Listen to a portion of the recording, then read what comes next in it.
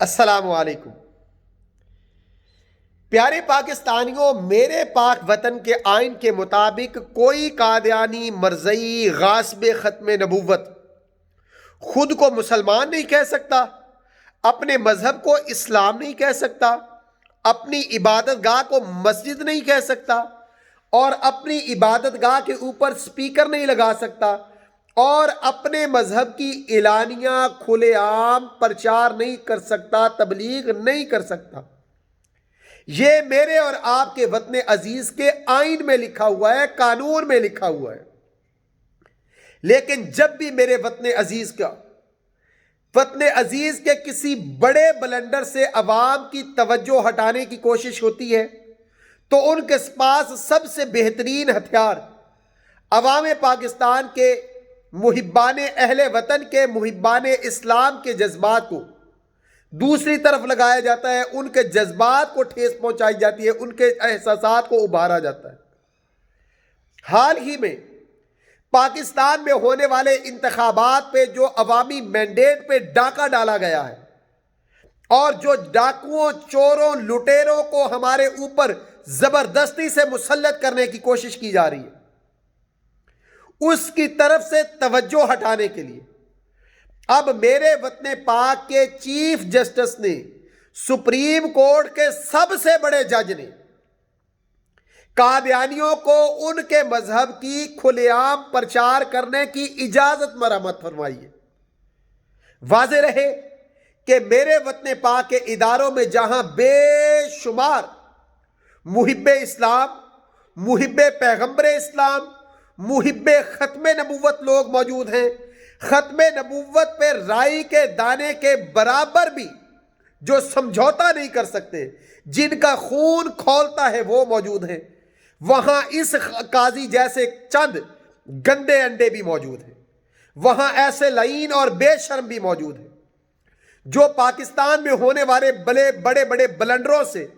عوام پاکستان کی توجہ ہٹانے کے لیے ان کے مذہبی احساسات کو ابھارتے ہیں، ان کے مذہبی افکار کو ان پہ وہ ضرب لگاتے ہیں،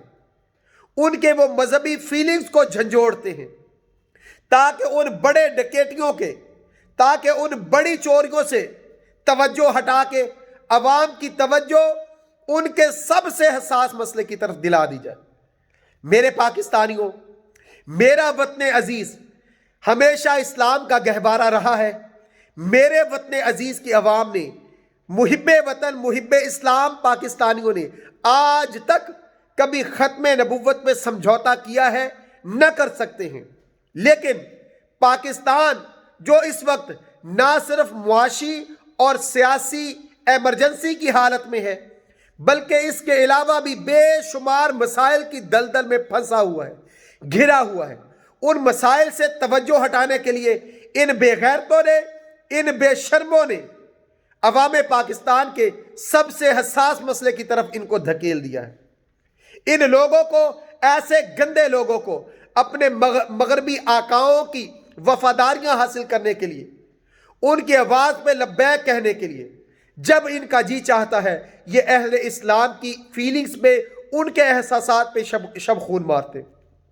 میرے پاکستانیوں، یہاں پہ کوئی سنی وہابی دیوبندی شیعہ والی بات نہیں ہے، یہاں پہ کوئی لیگی جالا P T I جمعیتی Jamaat Islami T L P والے کی کوئی بات نہیں ہے۔ یہاں پہ بات ہے آئین اسلام کی، یہاں پہ بات ہے پیغمبر اسلام ختم نبوت،